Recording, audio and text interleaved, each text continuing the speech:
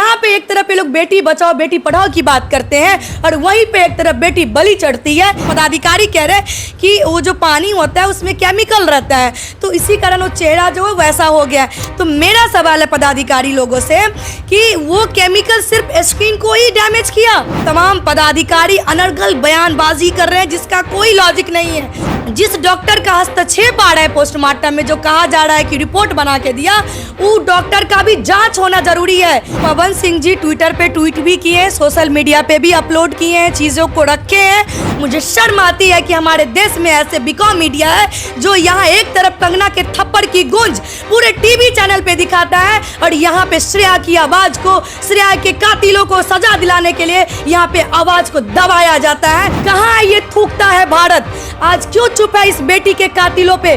क्यों नहीं इस पे बात कर रहा है? नमस्कार, मैं हूं अंजलि और आप देख रहे हैं द इंडियन स्टोरीज। बिहार से एक दिल दहला देने वाली खबर आपने सुन ली होगी कि 16 साल की श्रेया के साथ कितना घटिया हरकत किया गया है। वैसे तो आए दिन आप कहीं ना कहीं समाचार में सुनते होंगे कि बेटियों के साथ कैसे उनकी इज्जत को लूटी जाती है, कैसे उनको मार दिया जाता है। श्रेया के लिए पटना से महिला विकास मंच की तरफ से काफ़ी सारे लोग गए थे और वहाँ पे न्याय की गुहार लगा रहे थे, जिनमें एक प्रियंका झा थी। बातचीत करते हैं और जानते हैं कि श्रेया के घर का हाल क्या था या फिर वहाँ के आसपास के लोग क्या कह रहे हैं। कुछ लोग कह रहे हैं था, कुछ लोग कह रहे हैं कि प्रेम प्रसंग का मामला था, कुछ लोगों का कहना है कि माँ बाप ने ही जो है वो अपनी बेटी को मार दिया। आइए बातचीत करते हैं, क्या कहना चाहिएगा जो बेटी के साथ, हमारी बिहार की बेटी के साथ ये दरिंदगी हुई है। देखिए, सबसे पहली बात तो जो लोग तरह तरह की बातें बना रहे हैं, खास करके वहाँ के पदाधिकारी लोग, प्रशासनिक पदाधिकारी लोग कह रहे हैं कि ये आत्महत्या है, कुछ कह रहे हैं प्रेम प्रसंग का मामला था। तो बहुत तरह तरह के खुद पदाधिकारी लोग अपने बयानबाजी को बदल रहे हैं, तरह तरह की मोड़ दे रहे हैं। मैं सबसे पहली बात ये कहूँगी कि कुछ भी हुआ, हमारी श्रेया चली गई है इस दुनिया से। और आत्महत्या, अगर उस बच्ची को हत्या करना होता तो फिर वो घर में भी तो कर सकती थी। 50 किलोमीटर दूर जाने की क्या ये चीज़ें मैं कह रही हूँ कि वो लड़की सुबह स्कूल इंस्टीट्यूट के लिए निकलती हैं और निकलने के दरमियान उसी बीच में उस लड़की को वहाँ से उठा लिया जाता है।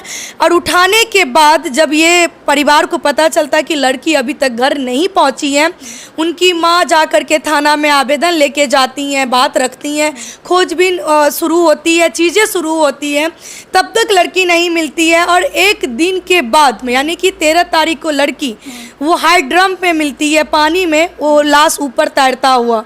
अब आप बताइए, कोई लड़की हत्या करने 50 किलोमीटर दूरी जा सकती है? ये कैसे संभव हो सकता है? और कोई कह रहे प्रेम प्रसंग का मामला है। भैया, ये प्रेम प्रसंग का मामला बिल्कुल नहीं है। मैं ये भी नहीं कह सकती हूँ कि वो लड़की किसी से प्यार नहीं करती होगी। अब भाई, सब अपना स्कूलिंग टाइम में प्यार व्यार करता है, हो सकता है मे भी वो बच्ची करती हो, लेकिन इसका मतलब ये नहीं कि उसकी पर्सनल चीज़ों को लेकर के उसके आज जो इस दुनिया में नहीं है उससे जोड़ दिया जाए। कहीं ना कहीं हम श्रेया के साथ खिलवाड़ कर रहे हैं। उसके आत्मा को संतुष्टि उसी वक्त मिलेगी जब उसके कातिल उसी जगह पहुंचेगी जहाँ पे श्रेया को पहुंचाया गया है। अब बताइए, पदाधिकारी कहते हैं कि पानी में जो मछली है ना, मछली उस लड़की का बाल जो है सो नोच के खा लिया, कोई बोल रहा है नाखून भी खा लिया। हम सबसे पहली बात ये कहते हैं कि कैसे मछली है जो बाल खा लेगी? ये सब अनर्गल बयानबाजी करना। वहाँ के डीएम सर कितने शर्मिंदा है इस बात से हम, कि वहाँ के डीएम सर कहते हैं कि जब वो फोटो देखे बच्ची का, कहते हैं ये फोटो मैं देख नहीं पाऊंगा, ये फोटो मैं नहीं देख पाऊंगा। आप नहीं देखेंगे तो फिर न्याय कैसे मिलेगा? हाँ, क्योंकि इतना दर्दनाक मैं नहीं देख पाऊंगा, मेरा हार्ट उतना स्ट्रांग नहीं है, मैं लाश वगैरह नहीं देख पाता हूँ। ये डीएम सर का कहना है, जिसके दम पे पूरा जिला के जनता का वो रहता है कि ये मेरा भरोसा रहता है कि हमारे डीएम सर हमारे रक्षक हैं, हमारे जिला में है तो वही संभालेंगे हम लोगों को। वो डीएम सर के अंदर इतनी भी मतलब ताकत नहीं कि वो लाश को देख पाते हैं। तो इससे बड़ा दुर्भाग्य हम और क्या कह सकते हैं? आप मुझे ये बताइए, जब आप लोग उनके घर पे पहुंचे, श्रेया के घर पे पहुंचे, क्या माहौल था वहाँ का? देखिए, उनकी माँ जो है सो उठ नहीं पा रही है, बोल नहीं पा रही है। एक शब्द बोलती है तुरंत उनको दांती लग जाता है, चक्कर आ जाता है, गिरने लगती है। वो माँ 4 महीने की बच्ची को पाल पोस के बड़ा की है। जो श्रेया की माँ है, श्रेया की माँ अपनी माँ जो इस दुनिया में नहीं है, उनके पापा दूसरी शादी की हैं। और दूसरी शादी जो माँ जो है ना, मैं आपको कह दूं कि वो माँ अपनी बच्ची के लिए इतनी समर्पित है कि 4 महीना की बच्ची जिसको छोड़ के उसकी माँ चली गई, वो पहली माँ बन करके आई उस घर में और उस बच्ची को संभाली। अगर मारना होता तो 4 महीना की जब थी तभी उसको मार देती कुछ करके। कौन समझता, क्या समझता कोई भी। वो माँ ने उस बच्ची को संभाला और उस परिवार को संभाला। अब आज उस माँ पे आरोप लग रहा है, उस पापा पे आरोप लग रहा है। इससे भी बड़ा कोई शर्मिंदा की बात हो सकती है? इतना जमीर खत्म हो गया क्या हम लोगों का? आसपास के लोगों ने क्या कहा जब आप वहाँ के आस पड़ोसी से वहाँ मिले? के लोग सिर्फ एक ही आक्रोश है कि श्रेया हमारी इस दुनिया में नहीं है, लेकिन श्रेया का कातिल अभी जिंदा है। वहाँ के लोग एक ही चीज चाह रहे हैं कि उसके कातिल को कड़ी से कड़ी सजा मिले। जहां हमारी श्रेया को पहुंचाया गया उसी जगह उसकी कातिल को जब तक हम लोग पहुंचाएंगे नहीं, हम लोग सांस नहीं लेंगे। एक आप बताइए, एक निर्भया की माँ जो 7 साल इंतजार की अपनी बेटी को न्याय दिलाने के लिए, आपको पता है उसकी माँ को कितनी सहना पड़ा दुख। ना जाने कितने लोग ने उसको किस तरह से टॉर्चर किया, लेकिन वो माँ हारी नहीं, अपनी बेटी के लिए हर कदम तक लड़ती रही। लेकिन हर माँ जो है वो निर्भया की माँ नहीं हो सकती है। हमें मतलब अपने न्याय के लिए इतना लड़ना पड़ेगा, इतना इस जस्टिस के लिए। यही चीजें हैं कि जहाँ पे हम स्वतंत्र भारत की बात करते हैं, हम लोग 15 अगस्त में स्वतंत्रता दिवस मनाने का काम करते हैं, आज यही आजाद भारत में हमें न्याय के लिए रोड पे लड़ना पड़ रहा है। कैंडल मार्च कैसी आजादी, कैसी हम लोग स्वतंत्रता, कैसी स्वतंत्रता जो कैंडल मार्च निकाल करके हम न्याय की गुहार लगा रहे। क्यों, आखिर किस लिए? गलती मेरे साथ हुई है, बहनें मेरी गई है, बेटी हमारे घर हमारे समाज की गई है और न्याय के लिए हम भटके रोड पे। कैसा कानून व्यवस्था। आज अगर निर्भया के मामला में 7 साल नहीं लगी रहती तो शायद आज ऐसे ऐसे दरिंदों की मनोबल नहीं बढ़ी रहती। डर रहता है एक अंदर में, डर रहता है। यहाँ की लॉ एंड ऑर्डर जो है ना, उसमें शक्ति नहीं है। जिस तरीके से कानून को तरीके से काम करनी चाहिए वो तरीका से काम नहीं हो पाता है। लॉ एंड ऑर्डर पे हमारे सरकार को ध्यान देना होगा, संशोधन करना होगा, ताकि ऐसे ऐसे दरिंदों के लिए कोई 2 साल 3 साल नहीं। अब बताइए, श्रेया का कातिल अभी जिंदा है, घूम रहा है। ये अगर किसी न किसी पे आरोप लगा करके प्रशासन अपना भार हटाने के लिए किसी दूसरे को पकड़ करके जेल में डाल देंगे।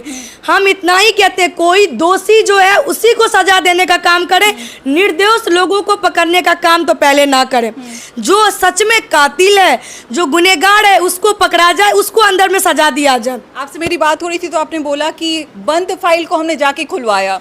11 तारीख की घटना है और आज 18 तारीख हो चुका है। मतलब कैसे फाइल बंद हो सकता है बिना अपराधी को सजा दिए? कैसे हर चीज जो है वो मैनेज हो सकता है? मैं आपको बता दूं, सबसे पहली बात कि श्रेया का पोस्टमार्टम नहीं हुआ है। अगर पोस्टमार्टम की बात कहां से हो रही है? मैं वही कह रही हूँ कि अगर पोस्टमार्टम होती ना तो हम इतना ही कहना चाहते हैं बिहार के डीजीपी से, बिहार सरकार से, केंद्र सरकार से कि जहाँ पे पोस्टमार्टम हुआ है, पोस्टमार्टम रूम का सीसीटीवी फोटोज को खंगाला जाए, देखा जाए। आपको मैं बता दूं कि वहाँ के पदाधिकारी कहते हैं कि लड़की का बाल जो है मछली खा लिया, लड़की का बाल जो है मछली खा लिया, लड़की की उंगली है मछली खा लिया, और जो पेपर उसके जेबी से निकला है जिसमें अपने पूरे परिवार का नंबर नोट करके रखती थी श्रेया, वो नंबर एक पेपर है जिसपे वो नंबर पूरे परिवार का लिखी रहती थी और वो नंबर हमेशा वो अपने पॉकेट में रखती थी। वो नंबर वैसे ही का वैसे ही मिला, वो नंबर पानी में नहीं गला, वो मछलियों ने नहीं खाया, वो मछली नहीं खाया, लेकिन श्रेया का बाल मछली खा लिया। श्रेया की आँख, ये जो नाखून है वो मछली ले लिया। उस पानी में इतना केमिकल था कि शरीर का जो चेहरा है, जो लोग कह रहे, पदाधिकारी कह रहे कि वो जो पानी होता है उसमें केमिकल रहता है, तो इसी कारण वो चेहरा जो है वैसा हो गया। तो मेरा सवाल है पदाधिकारी लोगों से कि वो केमिकल सिर्फ स्किन को ही डैमेज किया और शरीर पे क्यों नहीं उस तरह का वो चेहरा दिख रहा है? वो जो उसके पॉकेट में, जींस में जो उसका वो पेपर मिला है नंबर का, वो आखिर केमिकल में क्यों नहीं गला, पानी में क्यों नहीं गला, वो ज्यों का त्यों क्यों मिला? वो ये बहुत बड़ा सवाल है कि नहीं? आप मुझे बताइए। तो कहीं ना कहीं इस केस को लिपापोती करने में लगे हुए हैं तमाम पदाधिकारी, अनर्गल बयानबाजी कर रहे हैं जिसका कोई लॉजिक नहीं है। हम लोग वहाँ पे पहुँचे और मंत्री संतोष कुमार सिंह जी, श्रम संसाधन के मंत्री हैं, वो भी पहुँचे। हम लोगों ने उनको कहा कि सर अगर आप यहाँ आए हैं तो आपसे उम्मीद है आप अगर सच में श्रेया को न्याय दिलाने आए हैं अभी और इसी वक्त एसपी को फोन लगाइए और पूछिए कि क्या सच में ये हत्या है। वो मंत्री जी खुद फोटो देख के कहें कि नहीं ये हो ही नहीं सकता, ये हत्या है, नहीं ये इस लड़की को मारा गया, ये हत्या है। और एसपी को जब फोन लगाए मंत्री जी, एसपी को सीधा कहा गया है कि यहाँ पे एक नई टीम का गठन किया जाए।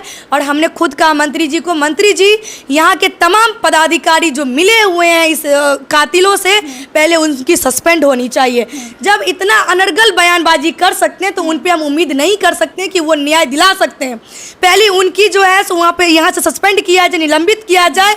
और जिस डॉक्टर का हस्तक्षेप आ रहा है पोस्टमार्टम में, जो कहा जा रहा है कि रिपोर्ट बना के दिया, वो डॉक्टर का भी जांच होना जरूरी है। आप सीसीटीवी फुटेज निकालिए, दूध का दूध और पानी का पानी हो जाएगा। उस बच्ची का पोस्टमार्टम भी नहीं हुआ है। और कैसे कह रहे हैं कि केमिकल अटैक नहीं है?